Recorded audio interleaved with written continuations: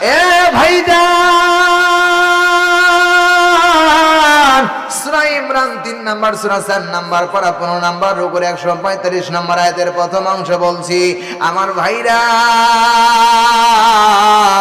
আল্লাহ রাব্বুল আলামিন ডাক দিয়ে বললেন, নবী গো আপনি গোটা পৃথিবীর মানব জাতিকে জানায় দেন, ওয়া মা কানা লিনাফসিন আন তামুতু ইল্লা বজের জন্য আমার আল্লাহ আজরাইল নামক একজন ফেরেশতাকে জান কবজের দায়িত্ব দিয়েছেন।